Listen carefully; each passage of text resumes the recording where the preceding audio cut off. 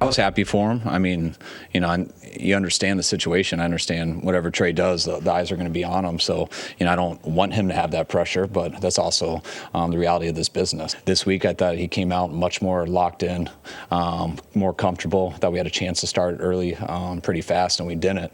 And then it started to kind of stack up a little bit where it seemed like it was going the wrong direction. And that's why I was pumped about getting that 2-minute drill at the end. And then when he did in the third quarter, I was real happy with how he finished. And for Trey, I was just happy to see him settle in eventually and, you know, make some big plays, throw a few touchdowns, get some success under his belt. And, you know, I think he had some good stuff. He willing to learn each and every week. Each and every day he goes out on the field, no matter who's out there. He putting the ball where it's supposed to be, and he correcting himself, and he playing better and better. Jimmy's a starter, not an open competition, but obviously everybody's competing.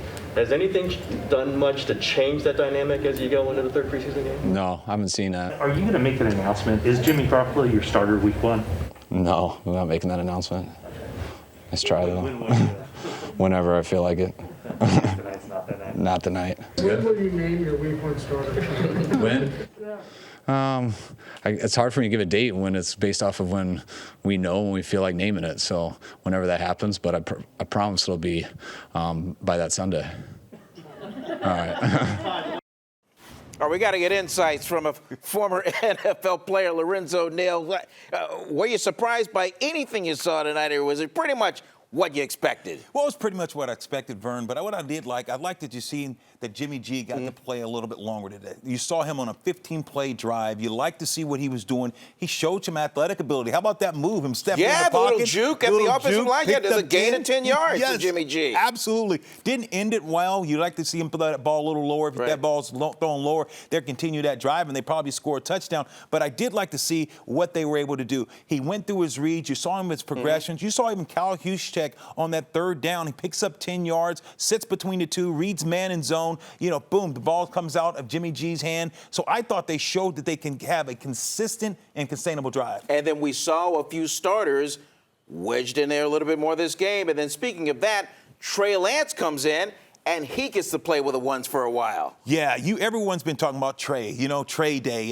And you know, this was a second rehearsal game, but you got to see a little bit more of Trey. After he calmed down and kind of settled down, you start to see him deliver the ball, throwing the ball, you know, making plays with his legs. Some of the things that we've been waiting to see, I think everyone's been talking about, Vern, what this guy can do at practice. We've been waiting for it in the game. And tonight, at the latter part of that second half and end of the first half, you start to see Trey do the things that people have been talking about. But this is the kind of game where you got to move that offense. You got to move it now. You can't sit around and wait. And there was a time after he got stopped on a third down play, the ball went over 10.